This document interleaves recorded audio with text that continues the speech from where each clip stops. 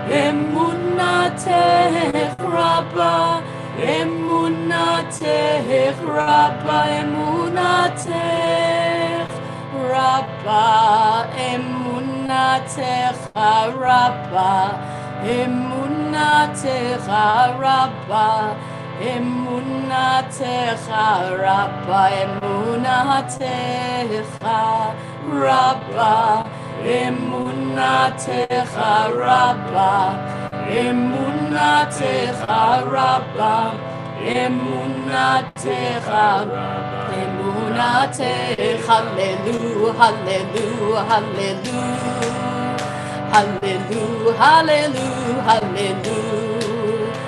Hallelujah, Hallelujah, Hallelujah, Hallelujah, Hallelujah, Hallelujah. Kol hanshama tehallelujah, hallelujah, hallelujah. Kol hanshama tehallelujah, hallelujah, hallelujah, hallelujah, hallelujah, hallelujah, hallelujah, hallelujah. Hallelujah, hallelujah, hallelujah, hallelujah, hallelujah, hallelujah. Kol hanshama te hallelujah, hallelujah, hallelujah. Kol hanshama te hallelujah, hallelujah, hallelujah. Hallelujah, hallelujah, hallelujah. Hallelujah, hallelujah, hallelujah. Hallelujah, hallelujah, hallelujah. Hallelujah, hallelujah, hallelujah. Kol hanshama te hallelujah. Hallelujah, hallelujah. Kol hanshama te hallelujah. Rabba emunatecha.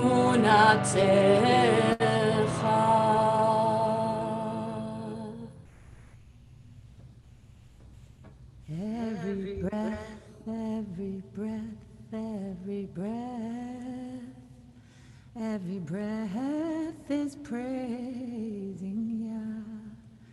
Every breath, every breath, every breath, every breath is praising Yah.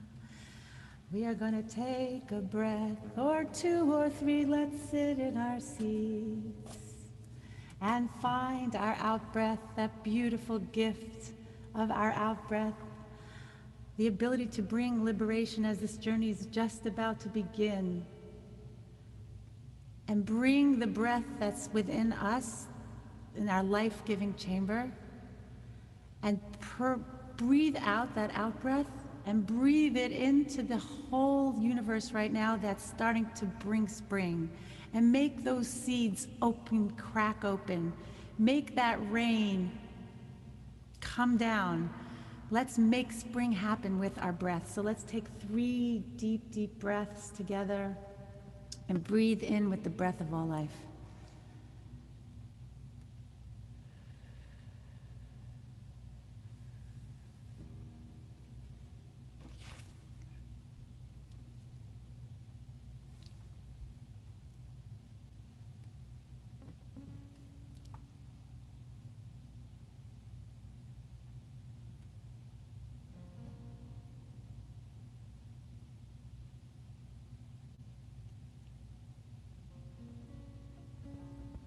And let that out breath reverberate with all the reverb in the world.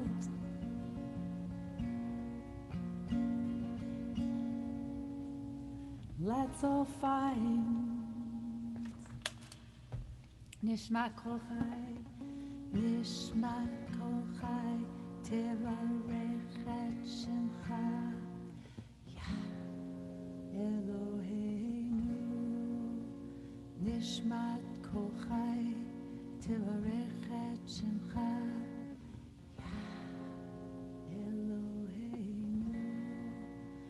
Nishmat Kol Chai, תברך את שמך.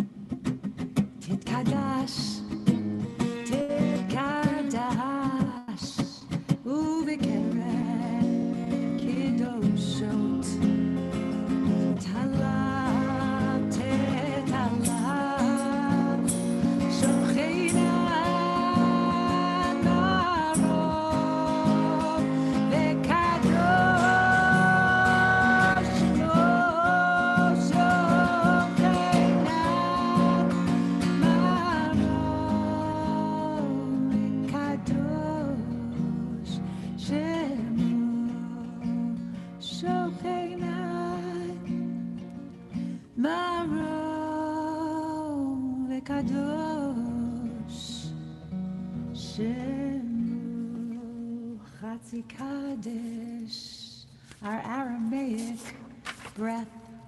Yitkadal v'yitkadash mei Rabbah. B'yamad v'chirutei v'yam nechmachutei. V'chayechon u'vyomechon u'chayetecho Beit Yisrael b'alalav zman karev. V'yimeru amei.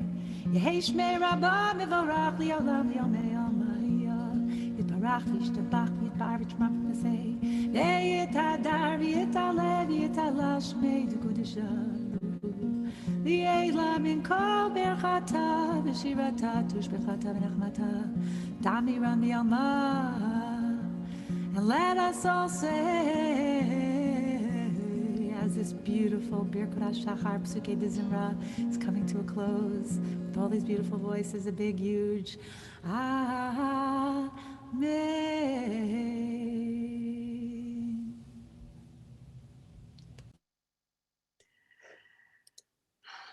And as we move from Pesukei de Zimra to the Baruch Hu, it's important for us to really be and feel connected to one another as we pray in community. And today we're many communities. So we're going to invite you into a moment of face-to-face greeting in a breakout room. So your personal Vayikra, calling to one another. And in the breakout room, you're invited to say hello to one another, to introduce yourselves, and also to respond to a question, which is related to the name of the Parsha, Vayikra, and God called. And the question is, what are you called to in this moment, or this Shabbat, or this spring? What are you feeling called to right now? So if you feel moved, please accept your invitation to join the breakout room at Shabbat Shalom, and we'll see you in a few moments.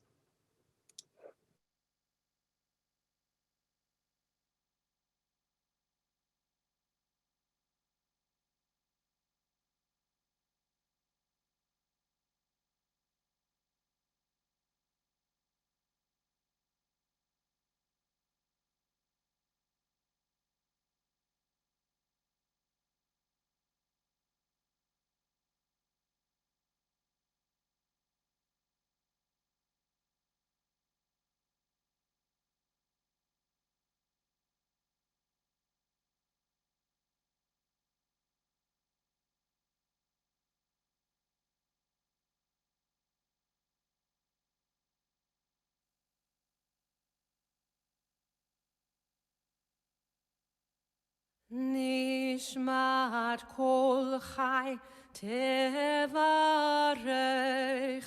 את שמך, את שמך. נשמת כל חי תברך את שמך, את שמך. The breathing of all life is blessing your name. The breathing of all life is blessing your name. But I have nothing to say. I have nothing to pray. I have nothing to say. I have nothing to pray. So, Spirit, practice a song through me. Spirit, practice a song through me. Spirit, practice a song through me. Spirit, practice a song through me. Spirit, practice a song through me. Spirit, practice a song through me.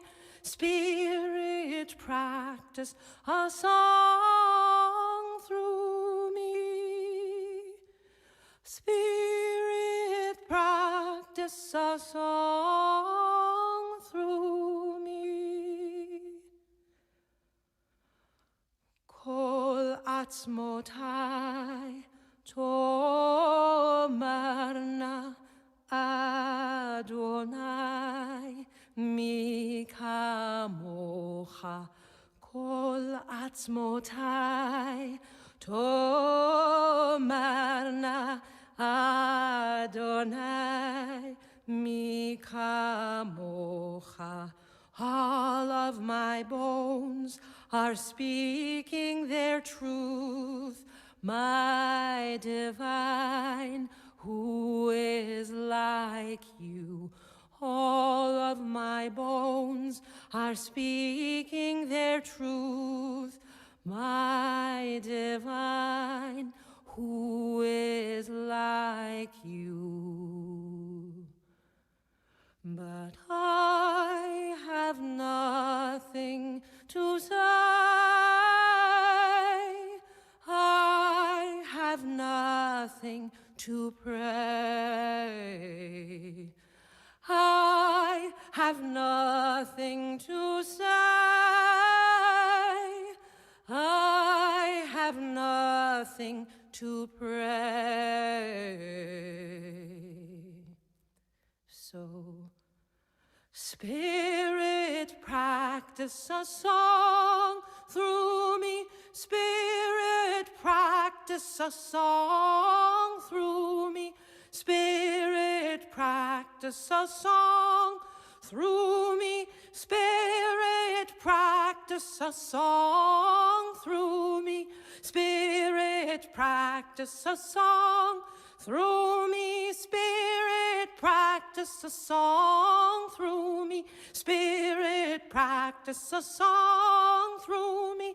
Spirit, practice a song through me.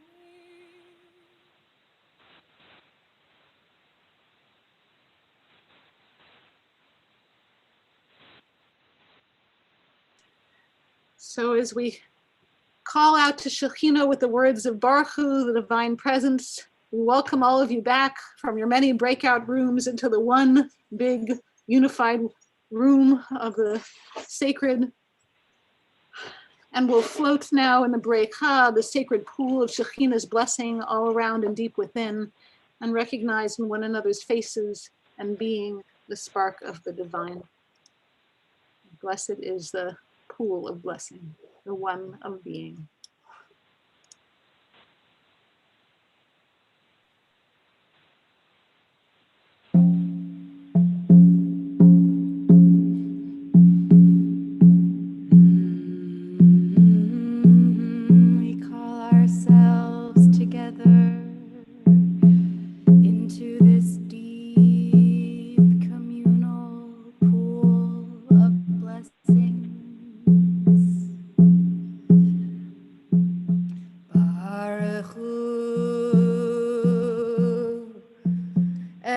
Shekhinah Baruch Hu et Shekhinah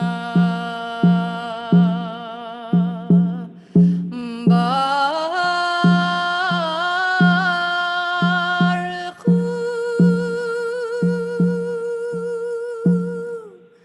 et Shekhinah Hamevorechet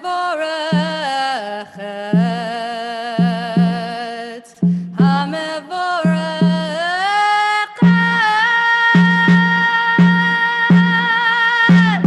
Brucha Shekhinah Brucha Shekhinah Brucha Shekhinah Hamevorechet leolam vaed Hamevorechet leolam vaed Brucha Shekhinah Brucha Shekhinah Brucha Shekhinah Hamevorechet leolam vaed Hamevorechet leolam vaed Bless the goddess Bless the goddess Bless the goddess Weaver of all the worlds, weaver of all the worlds, bless the goddess, bless the goddess, bless the goddess from now till the end of time, from now till the end of time. Brucha Shekhinah, Brucha Shekhinah, Brucha Shekhinah, Hamevorechet leolam vaed, Hamevorechet leolam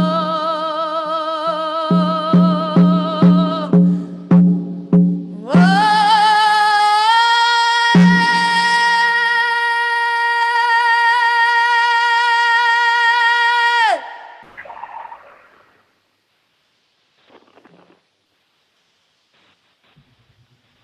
Forming light, creating darkness, making peace, creating love, shedding a new light on Zion, a new light on Zion, with Orcha Hadash, Or Hadash al Tzion Ta'ir, V'nizkechu Meira Lioro. Let a new light shine on Zion. May we see it soon and be worthy of this light. Brucha Shekhinah Yotzeret Amen. Orat.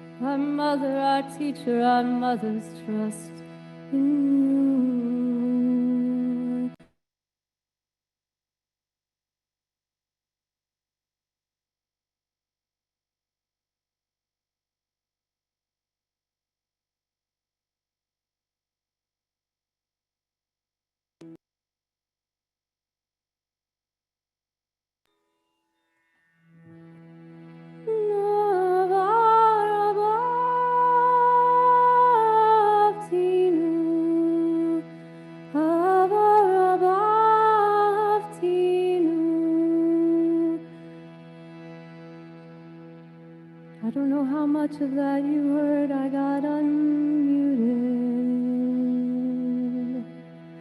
Hava,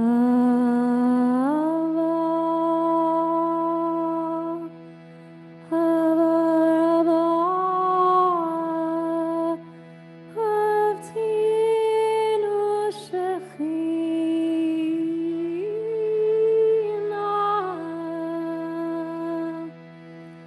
berucha at shechina.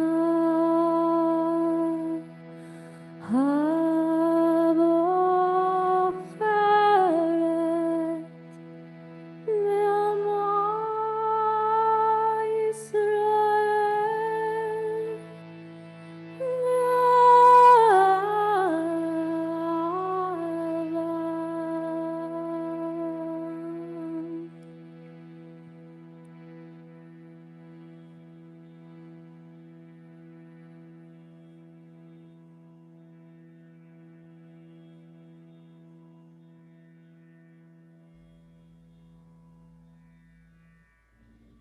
Steeping in this abounding love, steeping in this astounding love, we glisten and we listen to the oneness everywhere and right here. And we listen to the multiplicity everywhere, here. As we enter our Shema this morning, call forth to Goddess in whatever name is most alive and juicy for you, in whatever name most captures her essence, in whatever name emerges and most wants to be heard. Shema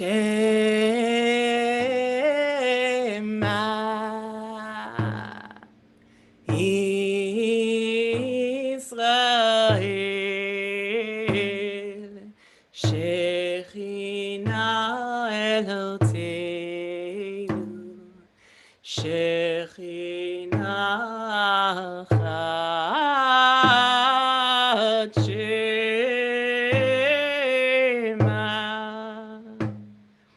Israel, Shechina Eloteinu, Shechina Chat Shema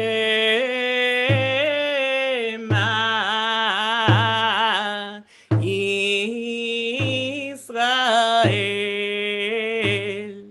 Shechina Eloteinu, Shechina Chat Shema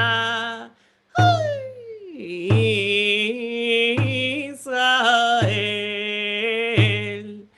Shechina Eloteinu, Shechina Chat Shema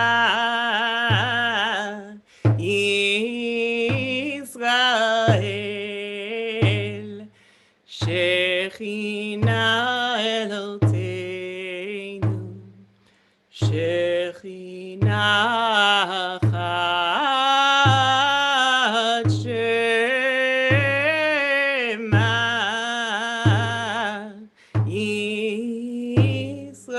Israel, Shechina Eloteinu, Shechina Chat Shema.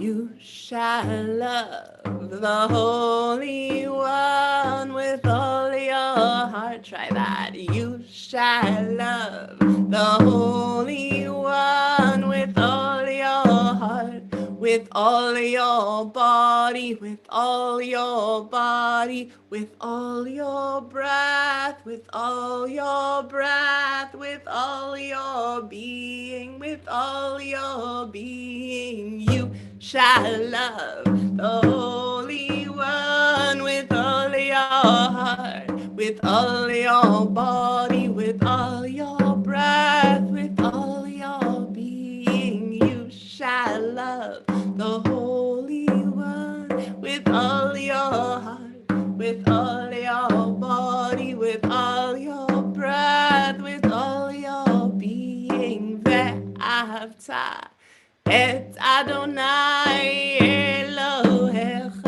בכל לבבך ובכל נפשך ובכל מאודך ואהבת את אדוני אלוהיך בכל לבבך בכל נפשך ובכל מאודך. You shall love the Holy One with all your heart, with all your body, with all your breath, with all your being.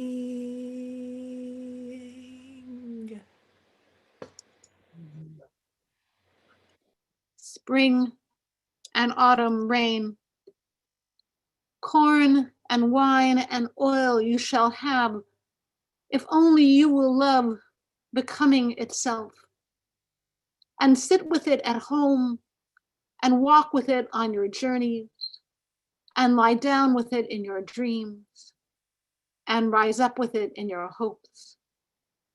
You will eat and be satisfied.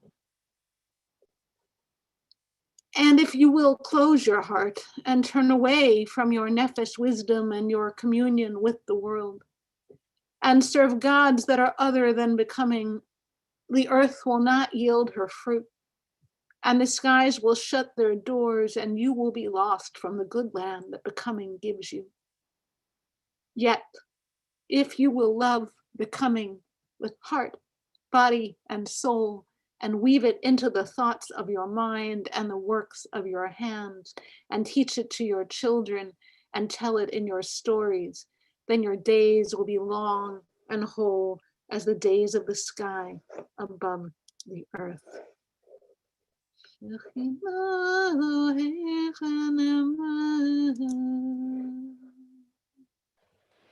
מי כמוך באלים אדוני, מי כמוך נדר בקודש, נורא תהילות עושה פלא, נורא תהילות עושה פלא.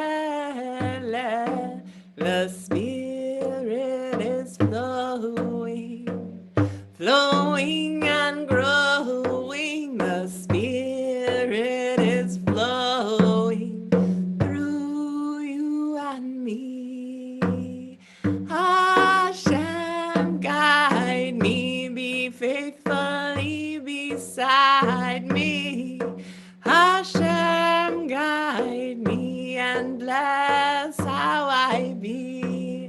Shekhinah reside in me, your wisdom lives inside of me. Shekhinah reside in me, holy of holies. Mi chamocha ba'elim Adonai, mi kamocha nedar b'kodesh, nora tehilot oseh pele, nora tehilot oseh pele. Lai, ai, ai, ai.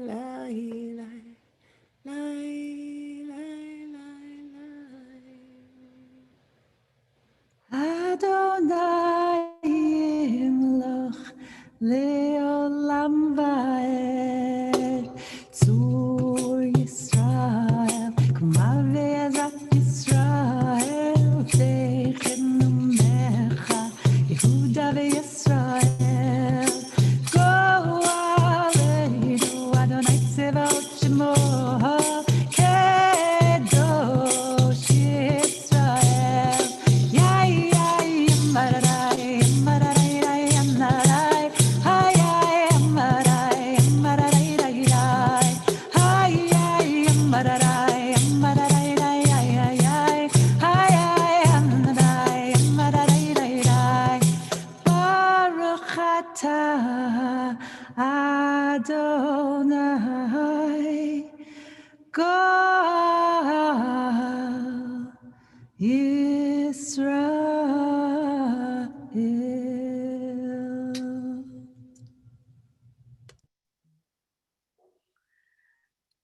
Let us enter the Holy of Holies of prayer. Let us enter the Amidah, the Tefillah, the prayer together. And as we do, I want to invite you, if you wish, to close your eyes and take a breath and imagine with me for just a moment that there is a curtain before you. And this is the parochet, the curtain of the Holy of Holies, woven by the sacred weavers. Some say this curtain has the pattern of the whole universe on it. Others say it shows the entire past and future. Notice what the curtain looks like to you, or reach out and touch it and see what it feels like to you. Colors, shapes, or patterns. What do you perceive on this parochet, this veil that is doorway to the Holy of Holies? And now you begin to perceive that behind this curtain is the divine presence. The holy as you imagine the holy. And you sense this presence. And now you become aware that from behind the curtain, the presence is calling you. Maybe with words, or just a voice, music or a feeling, or a gesture. What is this call like for you? How does it feel to be called? And to what does it call you?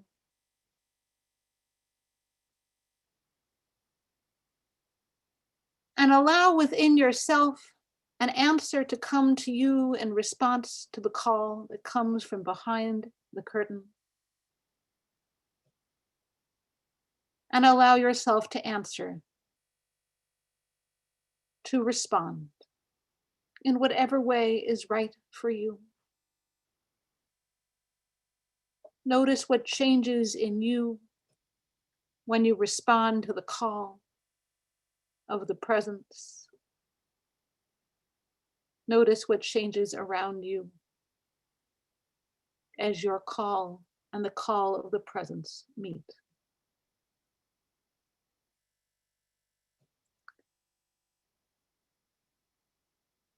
And in this holy space,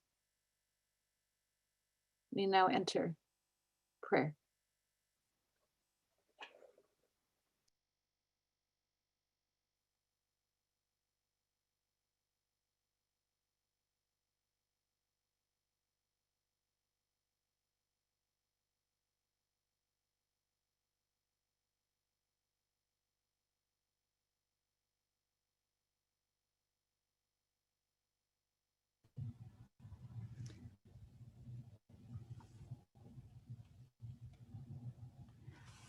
Adonai sifatai tiftach ufi agid tehilatecha.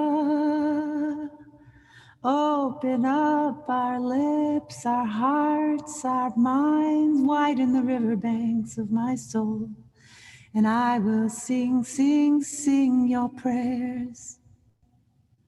We call in the ancestors, our holy mothers, our holy matriarchs, Sarah, Rivka, Rachel, Leah, and Berea and Dinah.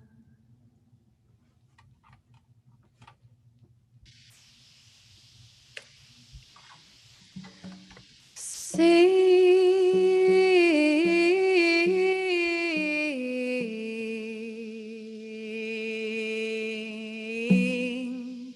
through my voice,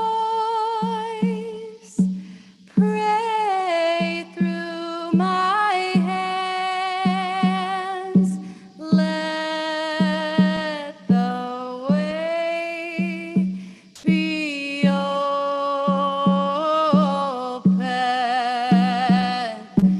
Sing through my voice, pray through my hand, let the way be open.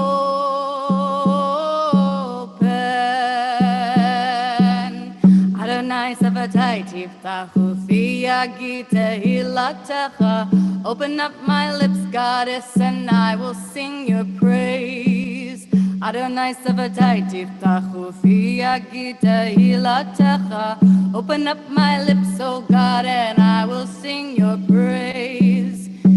Sing through my voice, praise through my hands, let the way be open.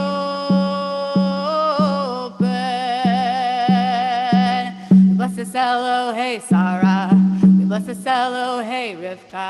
We bless you, Elohei Rachel. Bless you, Elohei Leah. Bless you, Elohei Abraham. Bless you, Elohei Yitzchak. Bless you, Elohei Yaakov. Bless you, Elohei Yisrael. Sing through my voice, pray through my hands, let the way be open.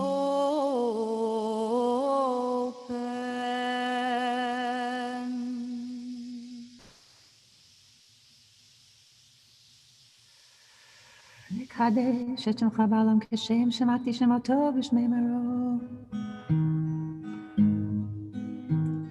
קדש את שמך בעולם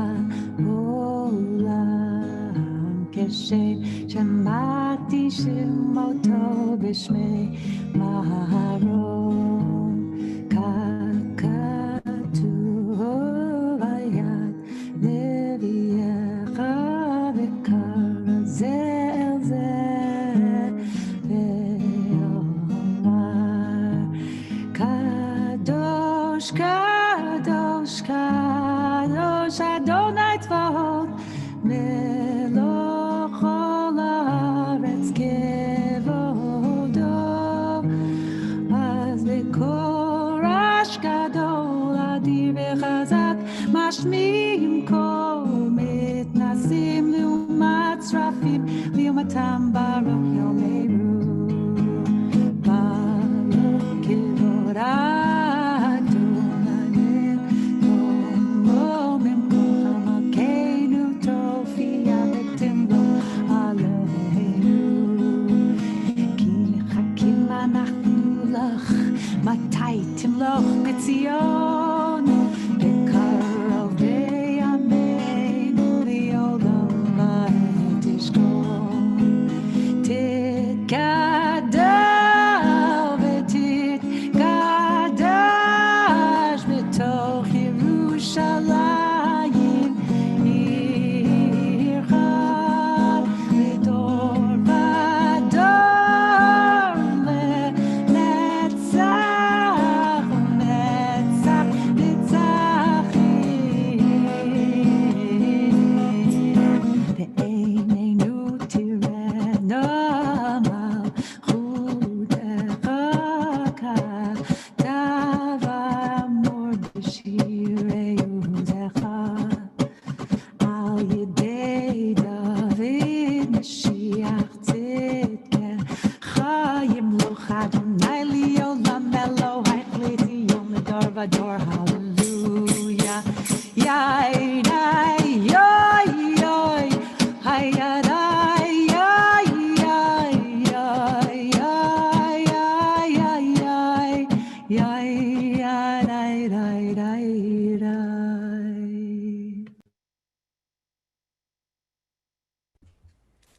Le dorvador, le dorvador, le dorvador, le dorvador, le dorvador, le dorvador, le dorvador, le dorvador, you who fortifies the ground in the silence and the sound, you who move in steady streams, coming to us in our dreams. Le dorvador, le dorvador, le dorvador, le dorvador, le dorvador, le dorvador,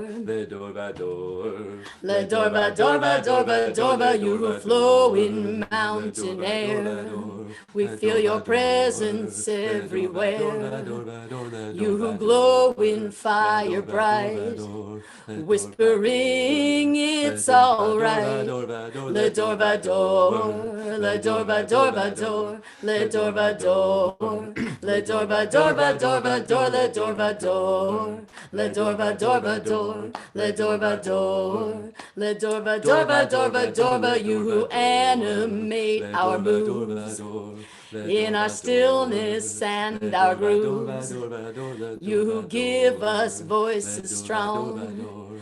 You are with us all along. Le dorvador, le dorvador, le dorvador, le dorvador, le dorvador, le dorvador, le dorvador, le dorvador, le dorvador, le dorvador, le dorvador, le dorvador, le dorvador.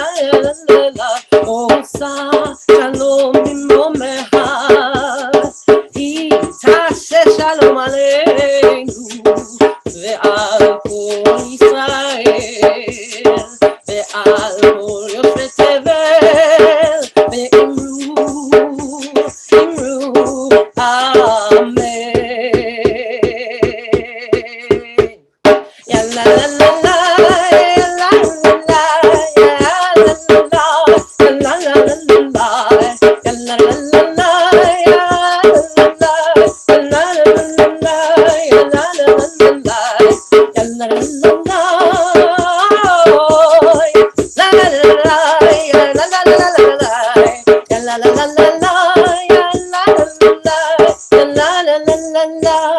ya la la la la la, Osa shalom bimromeha. He says shalom with all of us, working hard on our fears, working to protect everyone who is marginalized by fear and loss of hope. Amen, amen. Yitkadav yikadash shemei rabbah. Yalmad divrei chirutei v'yamlich machutei b'chayechon v'yomechon v'chayei d'chol beit Yisrael b'galav v'zman kariv v'yimru. Amen. Yehei shmei rabbah mevarach li'olam yomei omaya yitbarach v'yishtabach v'yitpa'ar v'yitromam v'yitnasei v'yitadar v'yitaleh v'yitala shmei d'kudesh abrichu. V'yela min kol berchata v'shivata tush berchata v'nechemata damiram v'yoma v'yimru. Amen. Tetkabel tziloton devoton d'chol beit Yisrael kadam avuon tivishmaya v'yimru. Amen. Yehei shlama rabba min shemaya v'chayim aleinu al kol Yisrael v'yimru v'al kol yoshvei tevel.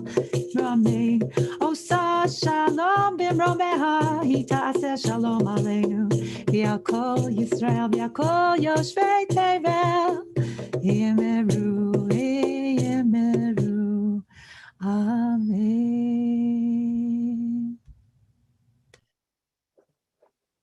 If you've come in late, where are you? You're at a Romemu Kohenet merging of forces of juice, of song and prayer.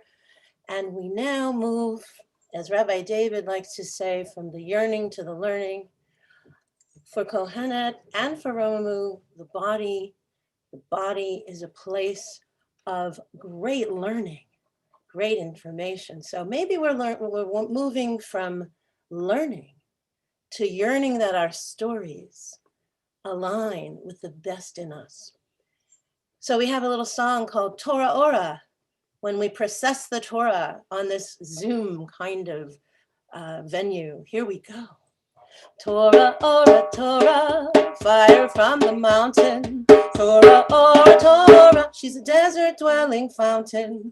Torah Ora, Torah, wheels of wisdom rolling. Torah Ora, Torah, she's the tree of life we're holding. And we bring her around and singing loud. Torah Ora, Torah, practice liberation, feed the stranger and the orphan. And we bring her around and we're singing loud. Torah Ora, Torah, practice liberation, feed the stranger and the orphan. Torah, oh Torah, gather round and listen. Torah, oh Torah, to what's written and what's missing. Torah, oh Torah, for ancestors and children. Torah, oh Torah, your planet keep her rhythm. And bring her around and singing loud. Torah, oh Torah, practice liberation, feed the stranger and the orphan. Torah, oh Torah, fire from the mountain. Torah, oh Torah, she's desert dwelling fountain. Torah, oh Torah, wheels of wisdom rolling. Torah, oh Torah, she's the tree of life we're holding. And we bring her around and singing loud. Torah, oh Torah,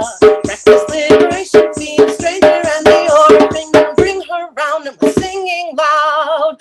Torah, oh Torah, practice liberation, feed the stranger and the orphan.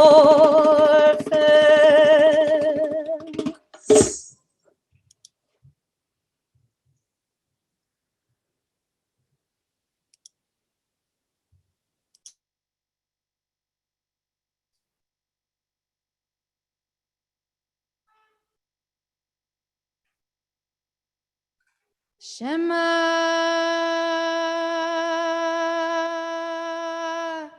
Yisrael Adonai Eloheinu Adonai Echad Shema Yisrael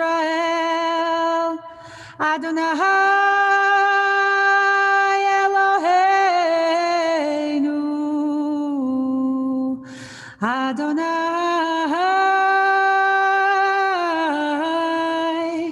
Echad. Echad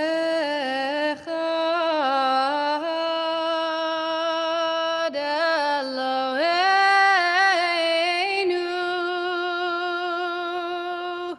Gadol Adonenu Kadosh Shemo. Echad Eloheinu Gadol Adonenu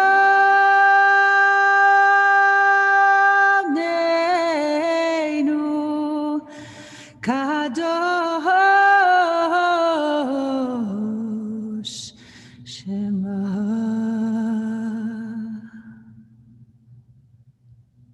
Gadol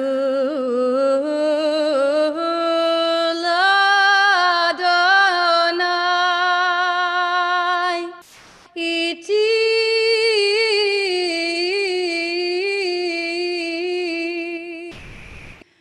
Romemu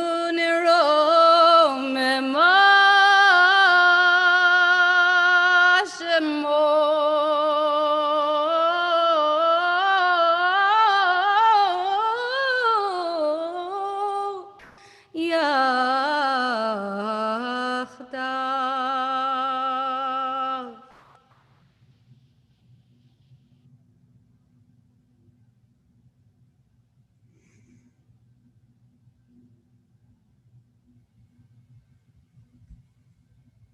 So, as we turn to Torah, I invite us to turn for a moment to the Torah of our bodies.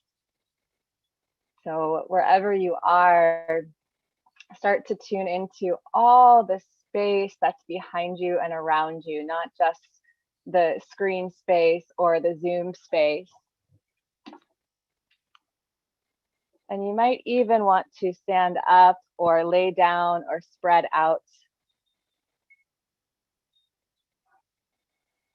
And as we spread out and tune in,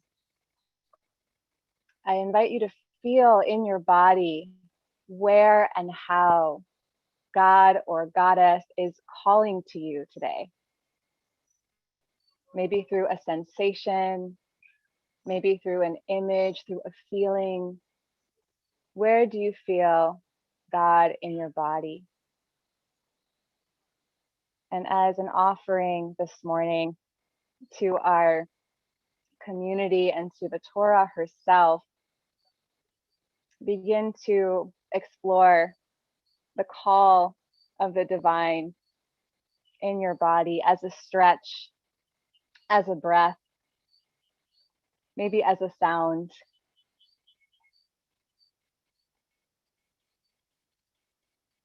Moving the Torah of your body, allowing permission here to listen, maybe to places that have been calling you that you haven't been able or willing to feel. Maybe hearing the call of the birds this morning as spirit, as Shekhinah. And taking one more moment here to really find an offering, a shape, a movement, a quality of breath or sound to offer to the Torah this morning.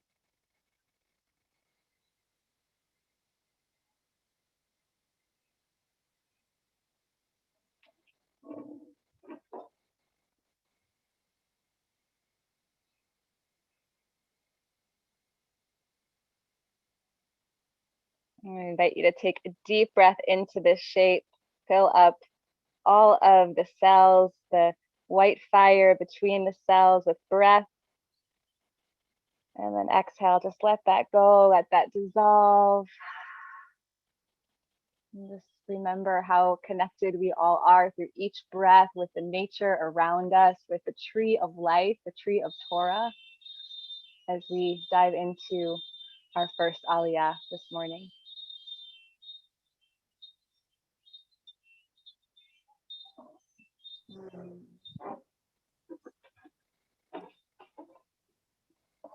So for our kavanah, for our sacred intention, for reading these first verses of the book of Leviticus, these first verses of Vayikra,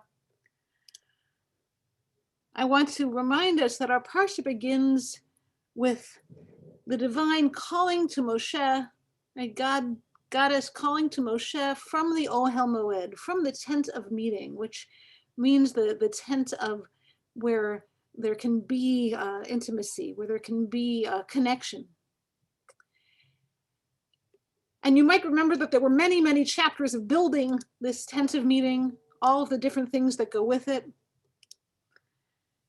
And now the divine presence has taken up residence and can call to Moshe not from the mountain, but from the tent that is in the midst of the people.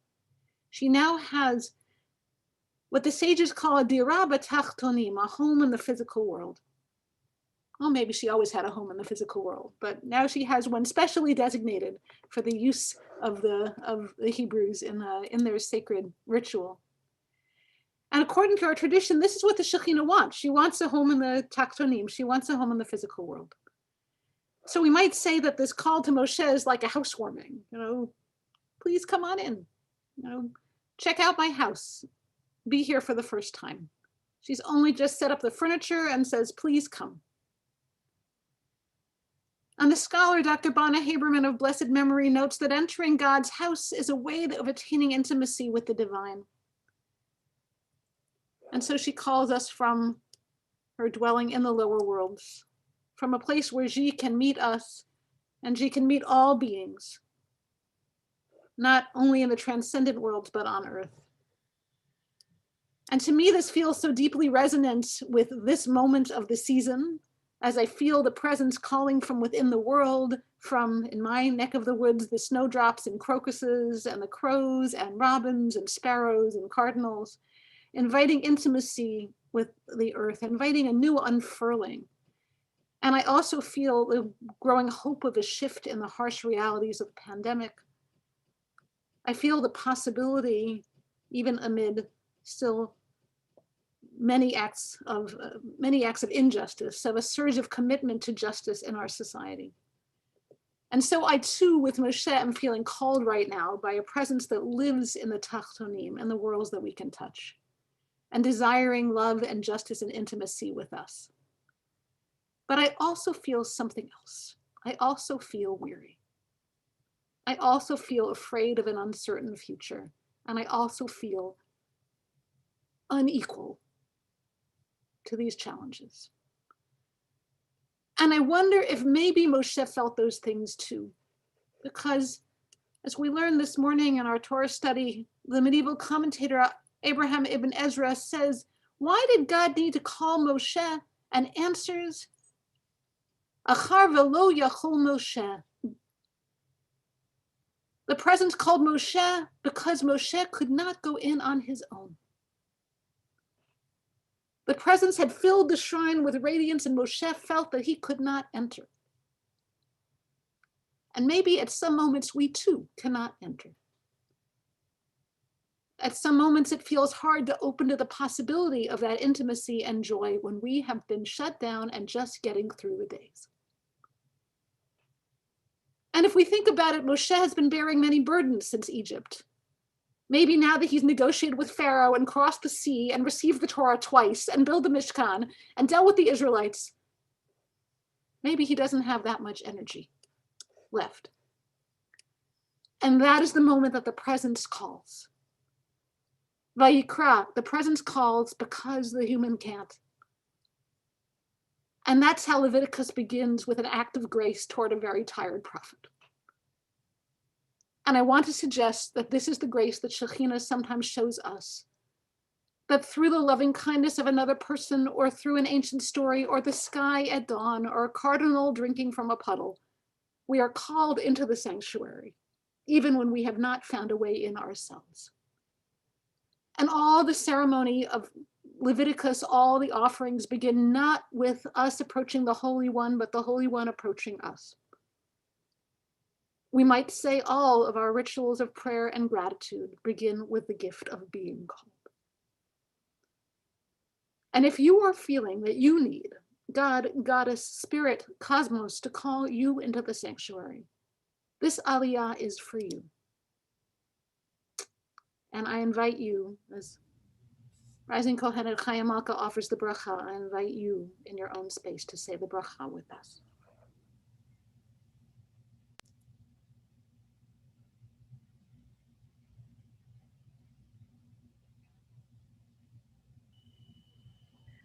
Baruch HaChachma Mevarachat, Baruch HaChachma Mevarachat Le'olam Va'ed, Baruch HaChachma Mevarachat Le'olam Va'ed, Baruch HaShekhinah Eloteinu Ruach Olam, Asher Bachra Banu Im Kol Amim, V'natna Lanu Et Torah. Bracha at Shekhinah notenet HaTorah.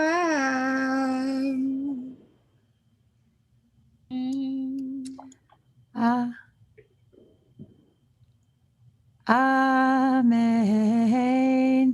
Vim zevach shlamim karbano, im min habakar hu makriv, im zachar im nekeva, tamim yakrivenu lifnei Adonai. And for the Zevach HaShlamim, the holy completion offering. V'samach yado al rosh karvano, ushchato petach ohel moed, v'zarku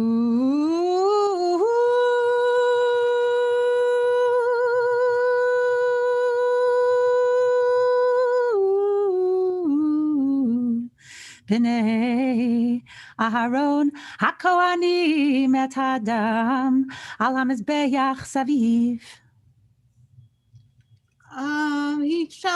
The one who offers shall put a hand on the offering and offer it at the tent of meeting, and the priest shall put the blood on all sides of the altar. V'hikriv mizevach hashlamim isher ladonai et hachelev hamechaseh et hakerev ve'et kol hachelev asher al hakerev ve'et shtei haklayot ve'et hachelev asher aleihem asher al haksalim ve'et hayoteret al hakaved al haklayot yesirena. And the one who offers shall present from this completion offering as an offering of fire to Yud-Heh-Vav-Heh, all the fat, that is all the extra, all of the protection from the organs of the body, and shall remove it and offer it. V'hiktivu oto v'nei Aharon hamizbecha al ha'ola asher al ha'etzim asher al ha'esh ishei reach nichoach l'Adonai.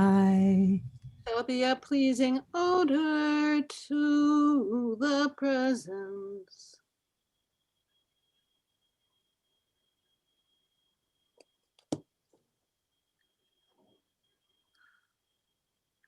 We now conclude with the bracha.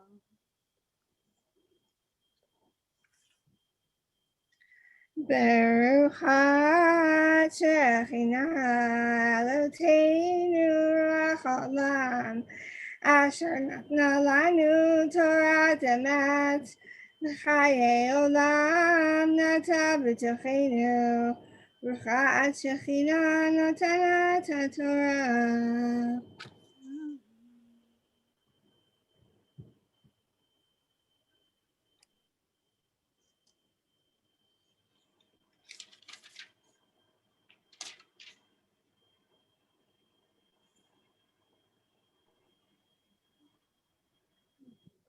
Misha Berach, Imotena Sarav Karachel Belea, Bilha Vizil Padina Umiriam. Misha Berach, Abotena Abraham Yitzhak Yaakov, Moshe Be'aharon. He Tevarach et Kol Haolim Olot, Haolimot Aliazot. May the Holy One of Blessing bless all those who felt called to come to the Torah today. May that one bless us to offer with a complete heart our coming close to the presence. And even at the moments when we feel too weary or too disappointed or when it's difficult to come close, may that one invite us and give us the gift of calling us in any moment and through any being. We might find an opportunity to feel called. And when we feel that calling, may we offer up our deepest offering in gratitude. May we feel the grace of that presence, opening us to the possibility of new life and new connection. And let us all say, Amen.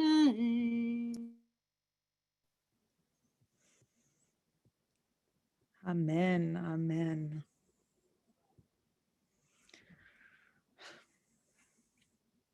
Each korban, each sacrifice is a way of teaching us all how to come closer to the divine, how to come closer to the Shekhinah.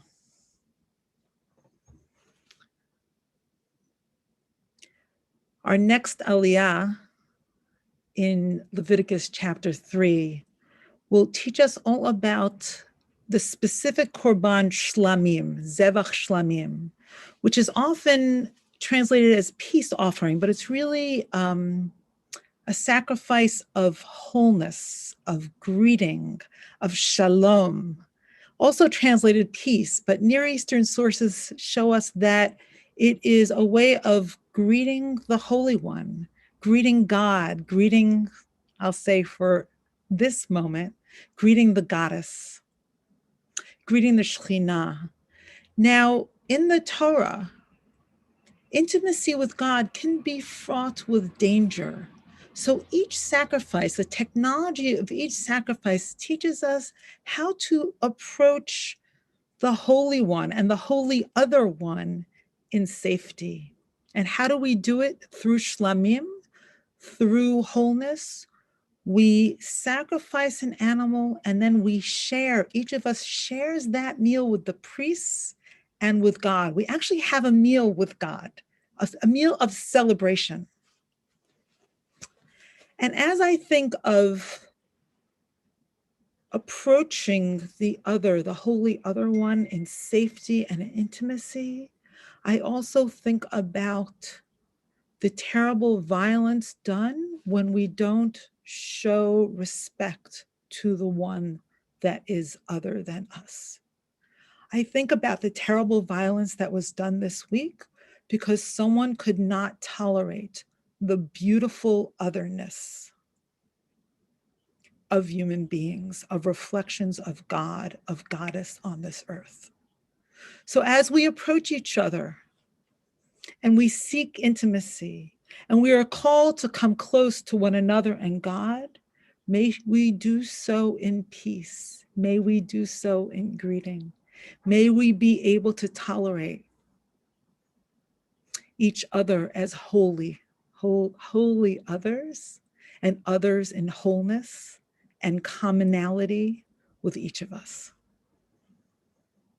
So this my kavanah at this moment, this aliyah, shall be for each of us to be able to tolerate intimacy and stand in intimacy with one another and the Shekhinah in wholeness and in safety.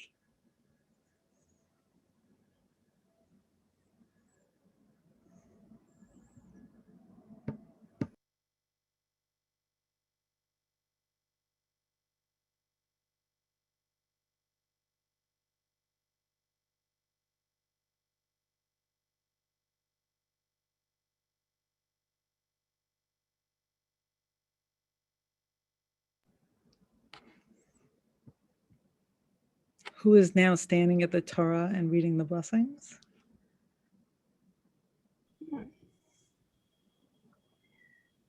ברכו את חכמה המבורכת, ברוכה חכמה המבורכת לעולם ועד, ברוכה חכמה המבורכת לעולם ועד, ברוכת שכינה אלוהינו רוח עולם, אשר בחרה בנו עם כל העמים ונתנה לנו את תורתה, ברכת שכינה נותנת התורה.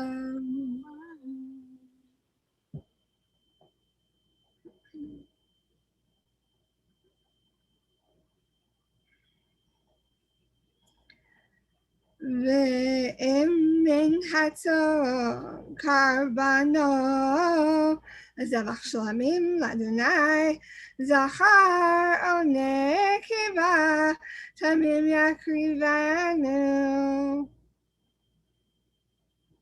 And if your offering is from a sheep or from cattle, you should bring it in a whole way. אם כסף הוא מקריב את קרבנו והקריב אותו לפני אדוני. And if of the flocks you bring your offering, you should offer it before the one of being. ושמח את ידו על ראש קרבנו ושחט אותו לפני אוהל מועד, וזרקו בני אהרון את דמו על המזבח סביב. And you should offer it before the tent of meeting, placing your hands upon it, and the ones who are in sacred service shall offer it on the altar. והקריב מזבח השלמים אישי את לאדוני, חבל העלייה סמימה לעומת העצב, העצה יסירנה, ואת החלב המכסה את הקרב, ועץ כל החלב אשר על הקרב. And you should offer the particular inner parts before the Holy One, and all those inwards as we offer our own inwards to the Holy. ואש שתי הכליות ואת החלב אשר עליהם, אשר על הכסלים, ואת היוצרת על הכרמים, על הכליות יסירנה. Should offer the kidneys and the fat that is upon them, and all the other inward parts, and the one who is priesting or priestessing should offer them on the altar as a fire offering before Yudhei. והקטירו הכהן והמזבחה לחם אישה לאדוני.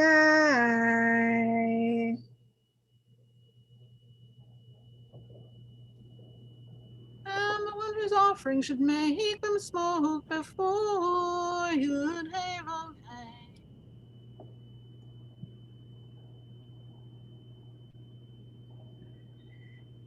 ברכת שכינה אלוהינו החלום אשר נתנה לנו את האמת וחיי עולם נטע בתוכנו ברכת שכינה נותנת התורה. Amen. Mishebeach imotenu Sarah Rivka Rachel Leah Hagar Dina Tamar V'Miriam Bat Paro Shifra Rupua V'Kol Hanashim B'Sefer HaTorah Hi Tevarech Et Kol HaKihila HaKtosha Hazot. May God, who blessed all our ancestors and all the matriarchs, bless each one of us at this moment as we stand in connection and intimacy and oneness with the divine. Amen.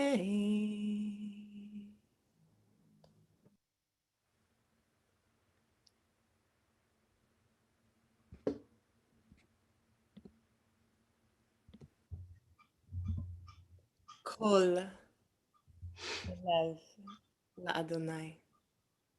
All fat is God's. Kol chelev l'Shechina. All fat is for the goddess. All fat is the goddess. Yes, we can understand these words in the context of the Aliyah that we are about to hear, Leviticus chapter 3, verses 12 through 17, as we hear of the goat offering and the many strands of the blood and the entrails. And in this moment, I want to focus on this verse, the second part of verse 16. All fat is sacred. What does this mean for you? There are so many ways to translate this sentence in English. Perhaps abundance can be sacred. Perhaps flesh is sacred. Perhaps pleasure is sacred. Perhaps being me as I am is an expression of sacred. Kol chelev la'Adonai. This verse comes at an interesting time because we're about to turn attention to all the ways we are stripping of excess.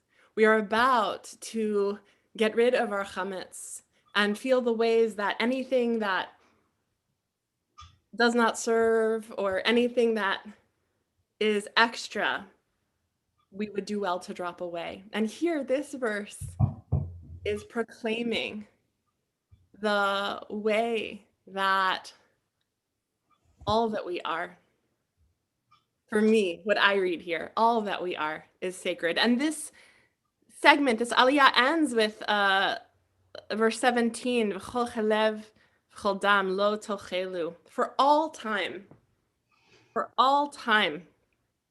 the fat and the blood you should not eat. I love making alchemy of aliyot.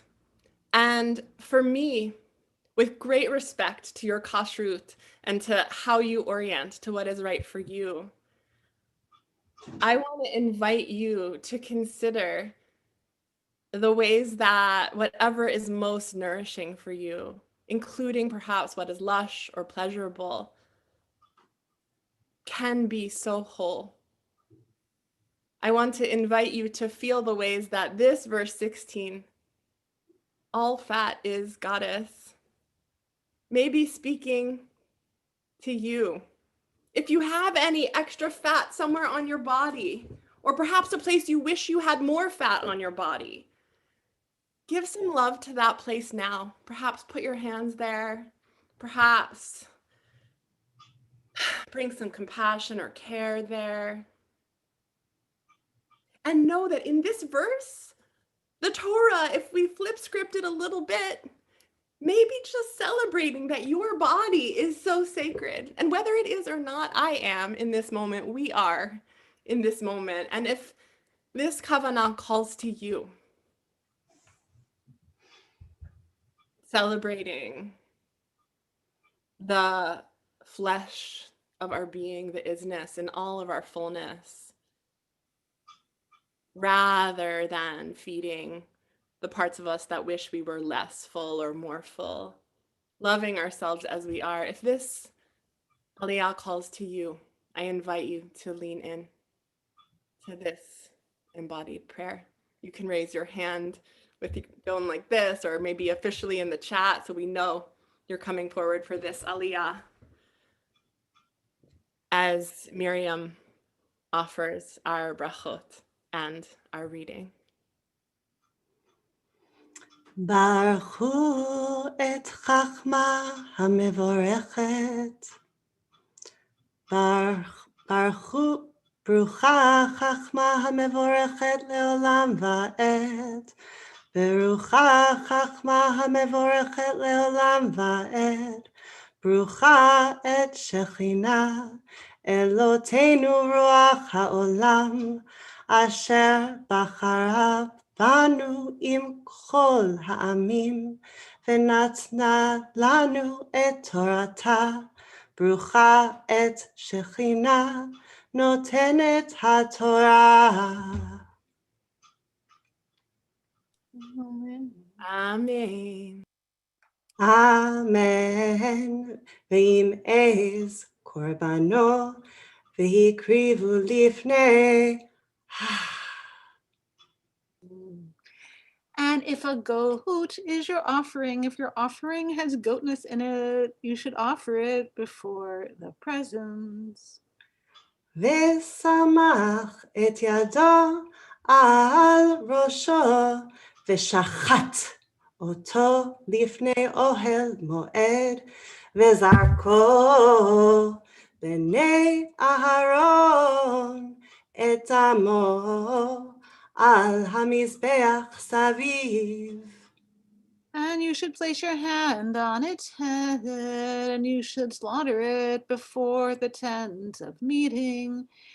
And the offspring of the priesthood, the children of Aaron, they should throw the blood on the altar all around the source of life. והקריב ממנו קורבנו אישד לאדוני, את החלב המכסה את הקרב, ואת החלב אשר על הקרב. And you should bring clothes from it, an offering of fire to the Eternal.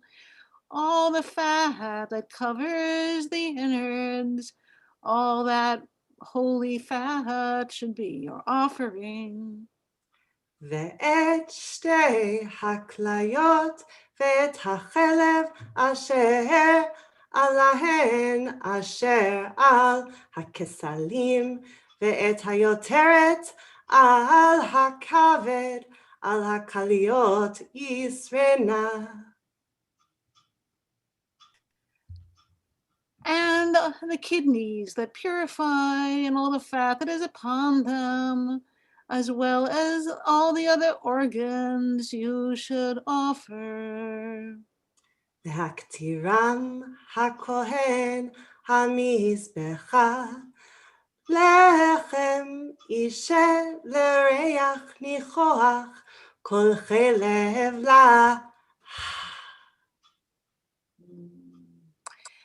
And the one in sacred service should offer them as a fragrant incense upon the altar, with the bread and the fire that is of pleasant fragrance before Yah. חוקת עולם לדורותיכם, בכל משפטיכם, כל חלב וכל דם, לא תאכלו. It is an eternal principle for all your generations in every place that they dwell. The fat and the blood that embody the presence, that embody the life force, those you shall not eat.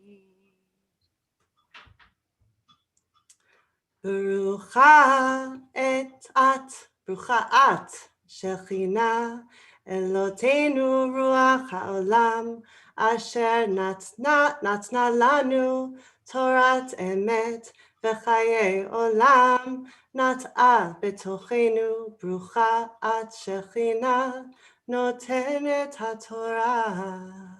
Amen. Mishaberach Avotenu Vimotenu Avraham Yitzhak v'Yaakov Sarif Garachel v'Leah Bilha v'Zilpa. May the Holy One who blessed all of our ancestors from then until now bless all who have leaned in to this Aliyah. Bless all who are holding the places in their bodies, on their bodies where they maybe once wished for something to be different. May we know that flesh is holy. May we know that pleasure is sacred. May we know that all fat is of the goddess. And may we love ourselves as we are, even as we lean into optimal transformation and evolution. May we strive to be the best versions of ourselves and know that perhaps the best version of ourselves is quite different than someone told us we should be. Perhaps we are closer to the best version of ourselves than we ever thought. Perhaps there is nothing that needs to be different about you right now. May we know that all fat is God's. May we know that all bodies are sacred. May we dismantle everything that tells us otherwise beyond and within. And let us together say, Amen.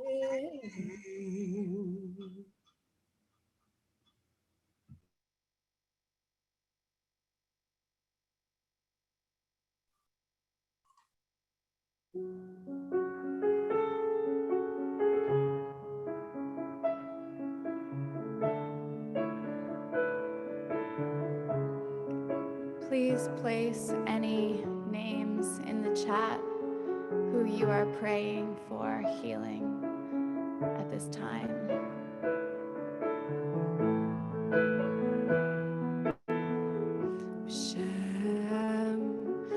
Hashem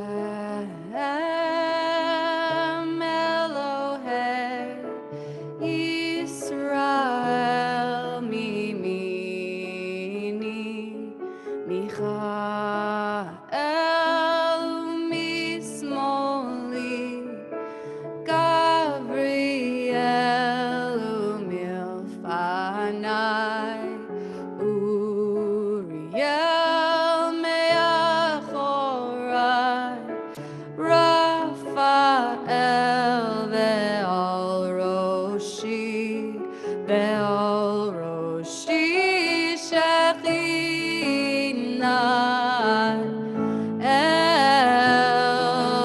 I am surrounded by the angels of peace. I am protected, I am safe at ease. And you are surrounded by the angels of peace. You are protected, you are safe at ease.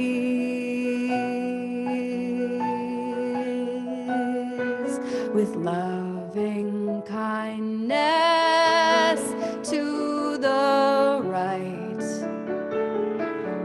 to the left a great shield of might, and before your eyes that guiding light, and the flow of healing from behind, and up above the Holy One holds us in her presence.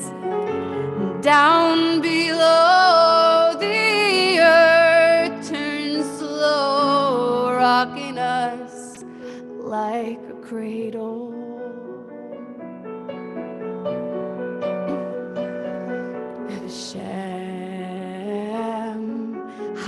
Hashem Elohei Yisrael Mimini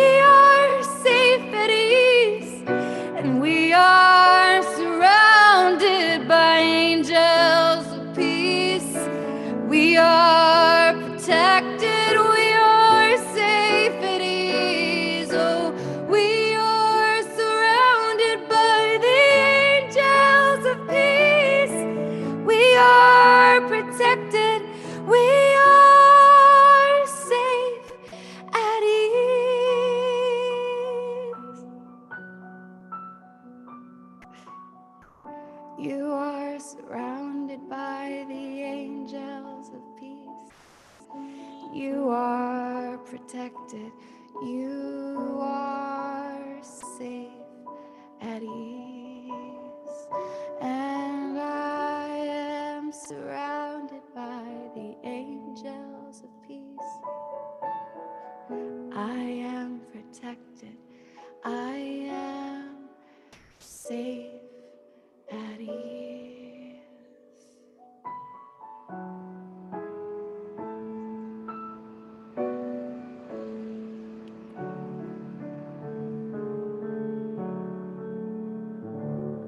May it be so.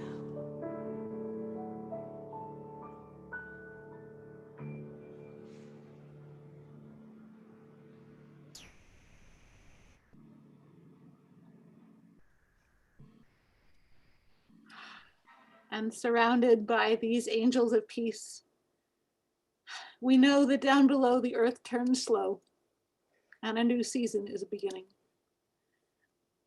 The Talmud says the equinox is a time for the blessing of creation. There is a blessing for the tikufot, for the solstices and the equinoxes. And at Kohenet, we have the custom to honor these sacred times. So we're going to take a moment to honor the spring equinox with a story and a song and a blessing. And as I tell the story, please put into the chat what the blessings of spring are for you. There is a midrash that on the equinoxes and solstices, there are magnificent beings that rise up and bestow their blessings on the world. In the autumn, the great bird Ziz flies up. And in the winter, the sea serpent Leviathan uncoils and comes to the surface of the sea. And in the spring, at this moment right now on the equinox, the seraphim, the great angels, unfurl their wings and shelter the human beings from demons and plagues and all harm. The word seraphim, the great angels, means the burning ones, the fiery ones. But saraf is also a word for sap. So we might imagine that the trees with their rising sap are also our seraphim, rising up to cover us, to shelter us with their leaves and their blossoms that they put out now.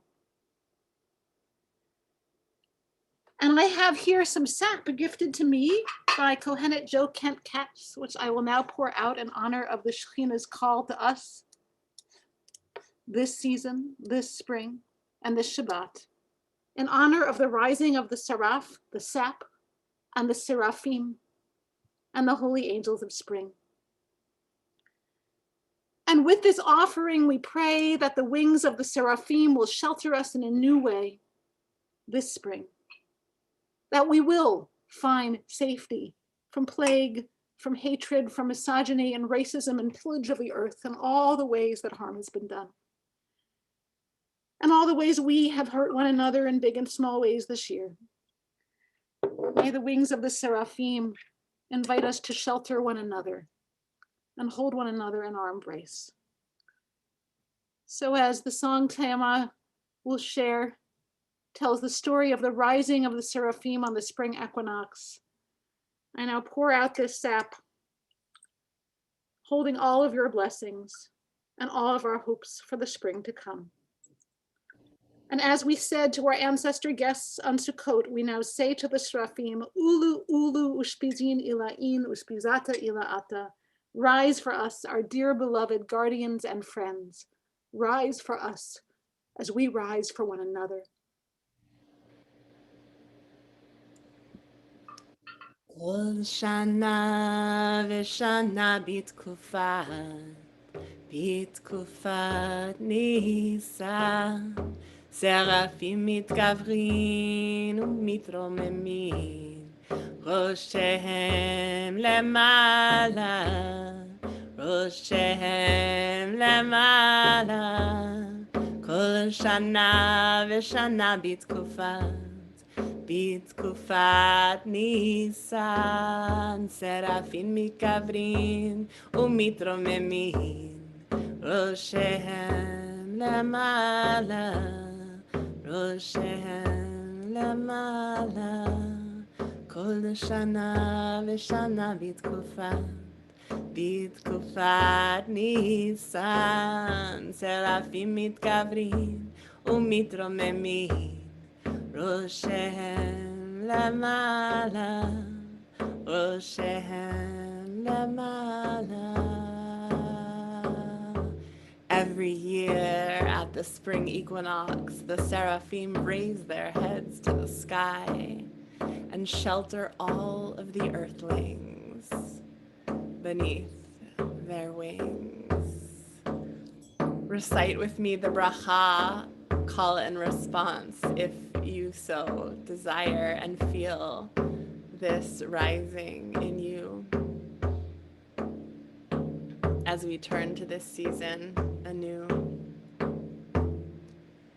Barucha at Shechina, Barucha at Shechina, Eloteinu Ruach HaOlam, Eloteinu Ruach HaOlam, Osa, Osa, Maaseh, Maaseh, Bereshit, Bereshit. A fountain of blessing are you, pulsing presence, who weaves the miracles of creation. Amen. We dress the Torah. We put away this beautiful scroll and all the wisdom and all the kavanot and the alchemy of the aliyot. Eitz Chaim hina machazikim ba v'tomcheha merushar teracheha darchei noam v'chol netivoteha shalom hashivenu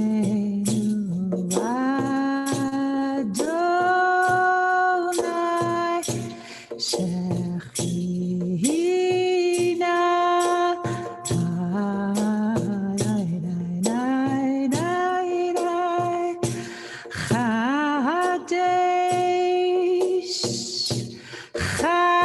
Chadesh Yameinu, renew our days, renew our season, renew our hearts, renew the ground we walk on, renew our spirit, renew our breath, renew, renew, renew, renew, renew, renew, renew, renew, renew, as in days of old, as in days of old, we renew, renew.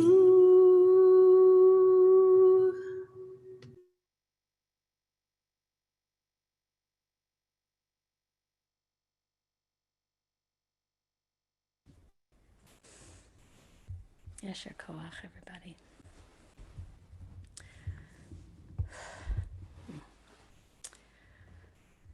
I, like most of you, woke up on Wednesday morning to the news that 8 Asian people, 6 of them women, had been killed in Atlanta. The visceral response in my body was not unlike the last time a white man killed people like me. Even as we speak, the various authorities are discussing whether it was an anti-Asian hate crime, whether it was motivated by misogyny. As an Asian Jewish woman, I don't need a news station or a poorly dressed sheriff telling me what is hopefully evident to all of us already. This was a hate crime motivated by white supremacy. I moved through most of the week feeling numbed out, traumatized and devastated that such a thing could happen. But perhaps the most prominent feeling was one of fury. Fury because I wasn't shocked. In fact, in my heart of hearts, I almost expected it. I knew it was only a matter of time. You see, I grew up at Tree of Life. I know this feeling all too well. And though I am no longer affiliated there, the connections to that community and to that chapel are deep. The Torah, the one we just read from, was in the Ark at Tree of Life on October 27th.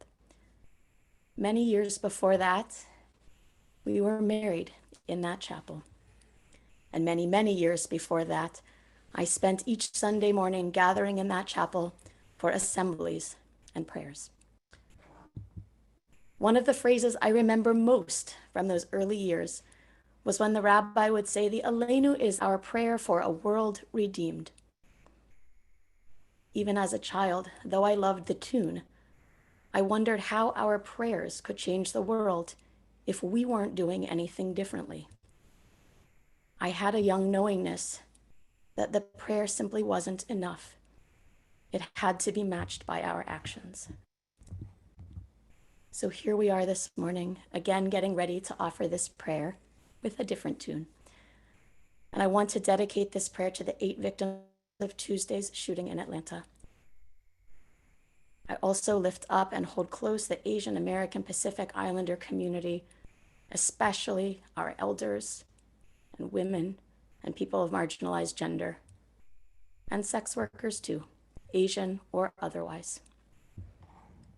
Like I said, I believe our words and prayers are powerful, and I know that they are more powerful when we commit to pair action with them. So whether that's donating to an Asian American-led organization, or attending a protest as an act of solidarity, or volunteering to escort elders in Chinatown and ensuring their safety, or just checking in with your Asian American Pacific Islander friends, there are so many ways to bring forward right action. May this prayer song remind us to rest deep this Shabbat. For when 3 stars come out tonight, after we dance and make Havdalah, a new week will begin, and all of the work of Tikkun Olam will be waiting for us. And so we must rise, in spirit and in strength, in body and in dollars and in voice. May we rise, and may we rise together. For if each of us just does one thing, just one thing, not only will our world be safer and more just, but we will also have made good on another Jewish prayer too. We will have made the memories of these 8 precious souls a blessing.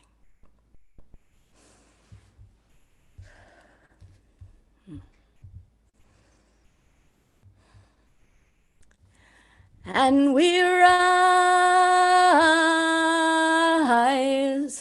humbly hearted rise, won't be divided, rise, with spirit to guide us, rise.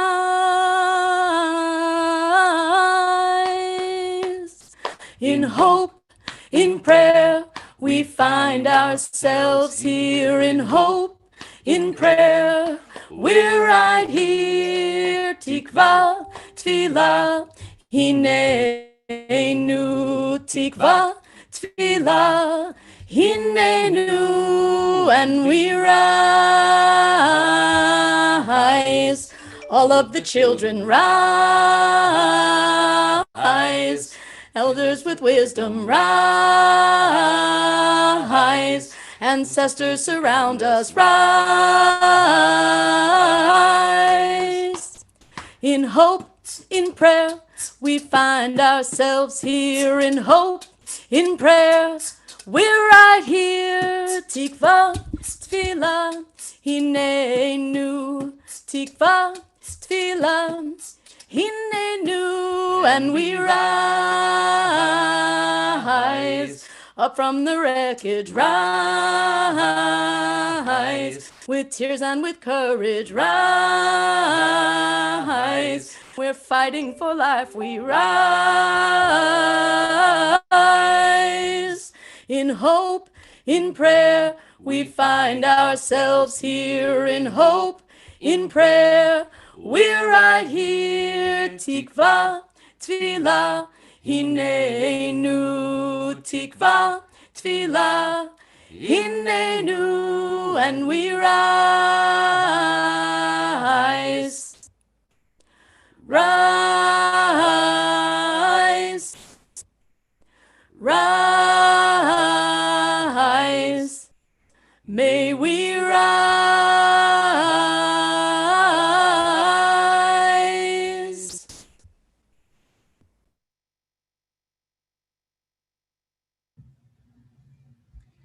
In this moment, we lift up the names of those who were killed. Delana Ashley Yuan, 33 of Ackworth. Paul Andre Michel's 54 of Atlanta. Zhao Ji Yan, 49 of Kennesaw. And Diao Zhu Feng, 44. Alcias Hernandez Ortiz, 30 of Ackworth, who is actually a surviving victim. So we hope for and pray for healing. And we lift up, those are the names that I have here. And if anybody has other names, please share them. We lift also up those who we mourn for. We're going to share the names on the screen, those who are praying for Yahrzeit, remembering someone this like last week, last month, last year. So let's place these names on the screen and hold them as we sing in their memory.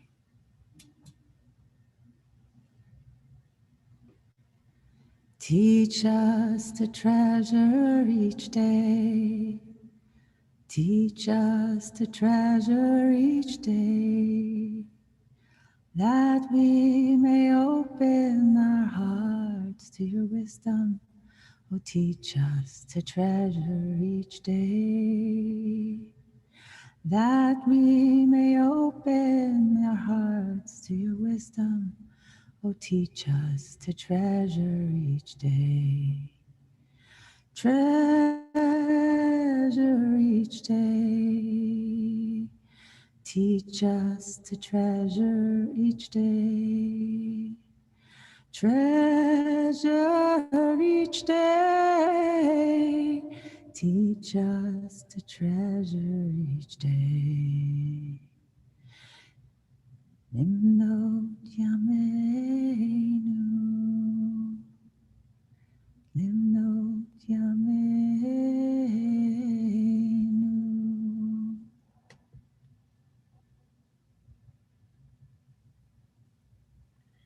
And we offer Mourner Kaddish for all of them. Yitgadal, v'yitkadash, Shemei Rabbah.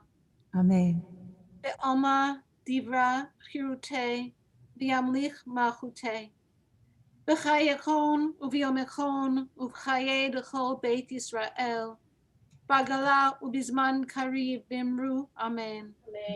Yehi Shmei Rabbah mevorach le'olam olomei omaya.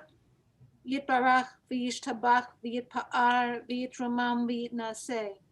V'yithadar v'yitaleh v'yithalal u'shemei d'kudisha brichu. Le'elah min kol berachata b'shirata tush b'chata v'nechamata da'amiran ba'alma v'yamru amen. Yehi Shlama Rabbah min Shemaya v'chayim alenu v'al kol Yisrael v'al kol yoshvei tevel v'yamru amen. Osa shalom b'mromeha, hi ta'aseh shalom alenu v'al kol Yisrael v'al kol yoshvei tevel v'yamru amen. Amen. May their memories be a blessing. Amen. Let's take a deep breath as we transition from this incredible, beautiful service to Zima announcements. Invite Rabbi Diane to come on with me as we share some of the happenings that are about to happen. Thank you, Chazan Basya. Not easy to transition from this powerful and beautiful space to the mundanity of announcements, but here they are, and they're all about beautiful, powerful things. So I think we can make the bridge. Passover. Wow, Passover is coming really quickly. And we have a member family Passover package pickup, an open Beit Midrash about the women of Passover that I'll be teaching on Tuesday night, Seder telling with Drisha, sell your chametz, and much more. Community Seders hosted by Romemu members. Please let us know if you need a Seder, if you have a Seder for people to join. We will connect you all. Holistic Seder with Rabbi David and myself on the 28th at 7:30 p.m. The Brooklyn Seder is happening at the same time. I can't be everywhere, so I'm only going to be in Manhattan. This time it's going to be some amazing guests with Jessica Greenbaum, Ariel Korman, Janice Steiber-Rouse. Youth and Family Seder with Janice Elster and Carla Friend, March 28th, and services next Sunday and Monday with Hallel. We haven't heard Hallel in a while, so we're excited for that.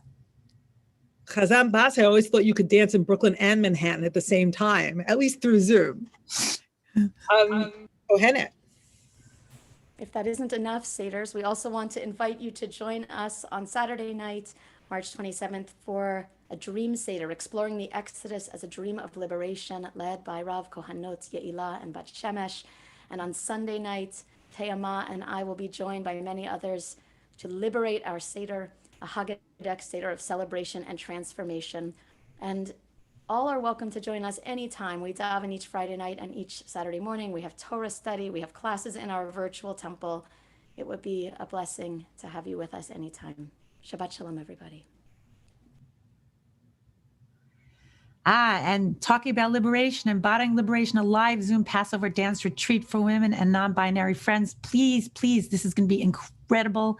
Monday, March 29th to Friday, April 2nd, our very own Aliza, Kohenet Aliza Rivka is going to be doing it, learning with Rabbi Jill Hammer and Shosh, dance sessions, music, prayer, and Alana Bro. I don't know, there's so much happening here. It's going to be unbelievable. So dance every day with freedom.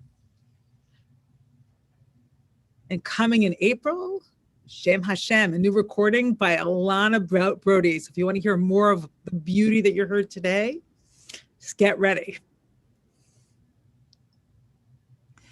Romemu's virtual benefits happening on Tuesday, May 25th, 2021, 7 to 8. It's going to be short, but it's going to be packed. And I would invite everybody to come. It's going to be really amazing with Mandy Patinkin and Modi, comedy, music, and also just lifting up our community and raising it up and supporting us. Tickets on sale soon. Romemu Yeshiva, an immersive program starting on May 24th. Applications now open. Join us. Shabbat of the Child is April 9th. That's coming in a few weeks. And if tomorrow you want to go on a beautiful walk in person with Miriam Rubin and myself, Rabbi Janice Elster, and more Romemu folks, join us. It's going to be lots of fun. Again, Shabbat of the Child. Oh, okay. We did Shabbat of the Child. I love the hands. It's so beautiful. Save the date, April 9th to Sunday, April 11th. It's going to be really special and really, really like nourishing to learn about how to protect our children and how to celebrate them. Romemu Shabbat home hosting. If you want to hang out with other Romemu people after services, please join us on April 23rd and register by April 13th. I always think you're going to have like food envy. Like, oh my God, that's such a much better food than what I have on my plate at a home hosting. I mean, I don't know if that happens. Anyways, need scheduling help for vaccines. Here we have Chesed is going to help you, Chesed at romemu.org. I love that photo. That's it for announcements. And now there's moving from announcements to gratitudes. So Rabbi Jill, could you please join me and help me thank this incredible, incredible team of, you start us off, please. Okay. So into this cup of blessing, we place first Chazan Basha Schechter. So grateful for your beautiful davening and words this morning. Rav Kohenet Shoshana Jedwa, but my side here, and Rav Kohenet Te'ama Shir, so grateful always for your collaboration. Rabbi Diane Kohler Esses, so grateful. Grateful to Kohenet Kashira Halev Fife, Kohenet's executive director, for beautiful words and music, and also to Kohenet Tim Fife, always so grateful. And yeah, I said Ramadan. To Rising Kohenet Ilana Brody, just magnificent music, and to Kohenet Eliezer Schechter for the gorgeous dance midrash, dance ritual. To Rising Kohenet Harriet Wims for Cyber Gabayim, to Rebecca also for Cyber Gabayim and for doing Cyber Gabay work. I know there are others. To our Torah readers, Chayamalka and Miriam Rubin and again Basha Schechter, and that's what I got. Oh, and Laura Wolf. amazing Laura Wolf for beautiful music, and also thanks in advance to Kohenet Shamira Chandler for Kiddush. And thank you, Jill Hammer. Seriously, like I can't even begin to pour out my gratitude, but I think we need to do this, all of us together in the entire room. I want you to go into gallery and do this because we are so grateful for your generosity, your wisdom, your pouring out of Shekhinah and your vision. And it's like just one of the most incredible experiences. Every year, we all look forward to this Shabbat so much. It's just so heart-opening, and so gratitude to partner with you, Romemu and Jill and everybody at Kohenet to bring this incredible Shabbat. And I don't know if Rebecca Feldman was also great. I don't know if we got her face on the screen, but we really need to thank her as well, because she does so much behind the scenes in putting all the text together and all the, like, we really need to, a huge shout out to Rebecca Feldman. I don't know if she wants to be, there she is. And she has a Kohenet heart. It's just incredible. So we are just full of blessings, and we are also so grateful. We didn't yet see the incredible voice and presence of Shamira for our Kiddush, but now we invite her to lead us out with Kiddush. V'shamru v'nei Yisrael, V'shamru v'nei Yisrael, et ha-Shabbat, la'asot et ha-Shabbat, ledorotam berit olam v'shamru, Beini uvein b'nei Yisrael oti leolam, ki sheshet yamim asata shechina et hashamayim ve'et haaretz. Join me. V'shamru b'nei Yisrael, V'shamru b'nei Yisrael, et ha-Shabbat, la'asot et ha-Shabbat, ledorotam berit olam v'shamru, uvayom hashvi'i, uvayom hashvi'i shavta, Shavta vatinafash.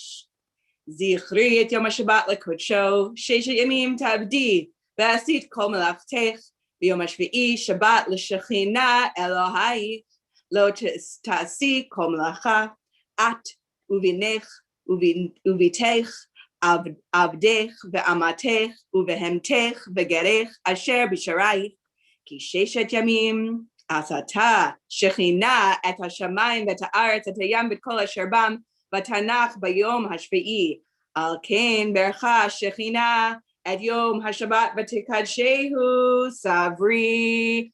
I have you all in mind. Brucha at Shechina, Eloteinu ruach haolam, boreit peri hagafen. I pass sip. Without any germs, just pure joy in the form of wine. L'chaim. L'chaim.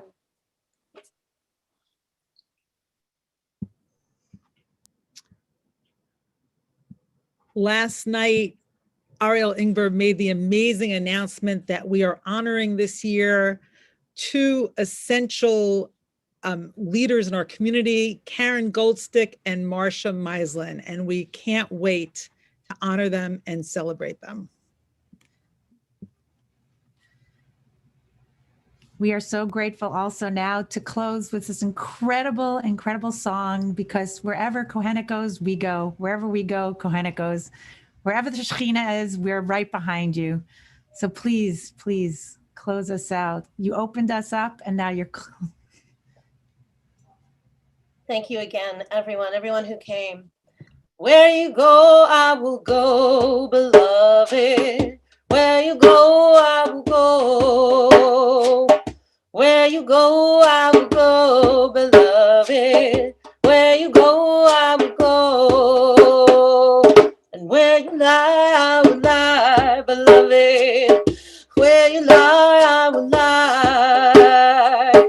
Where you lie, I will lie, beloved. Where you lie, I will lie. And your people are my people.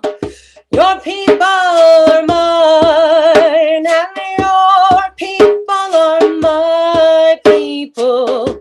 You're divine, my divine. And your people are my people. Your people are mine. Your people are my people. You're divine, my divine. Where you go, I will go, refugee. Where you go, I will go. Where you go, I will go, refugee.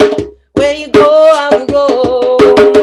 Where you lie, I will lie, refugee. Where you lie, I will lie. Where you lie, I will lie, refugee. Where you lie, I will lie. And your people are my people. Your people are mine. And your people are my people. You're divine, my divine. And your people are my people. Your people are mine. And your people are my people. You're divine, my divine. Mother Earth, where you go, I will go. Mother Earth, where you go, I will go. Where you go, I will go. Mother Earth, where you go, I will go. Where you lie, I will lie. Mother Earth, where you lie, I will lie. Where you lie, I will lie. Mother Earth, where you lie, I will lie. And your people are my people. Your people are mine. Your people are my people. You're divine, my divine. And your people are my people. Your people are mine. Your people are my people. You're divine, my divine. Where you go, I will go, children. Where you go, I will go. Where you go, I will go, children. Where you go, I will go. Where you lie, children. Where you lie, sing it. Where you lie, children. Where you lie. And your people are my people. Your people are mine. Your people are my people. Her divine is my divine. And your people are my people. Your people are mine. Your people are my people. Your divine, my divine. Ancestors, where you go, I will go. Ancestors, where you go, I will go. My ancestors want to rock. Where you go, I will go. Ancestors, where you go, I will go. Where you go, I will go. Ancestors, where you go, I will go. Where you lie, I will lie. Ancestors, where you lie, I will lie. Where you lie, I will lie. Ancestors, where you lie, I will lie. Your people are my people. Your people are mine. Your people are my people. You're divine, my divine. And your people are my people. Your people are mine. Your people are my people. You're divine, my divine.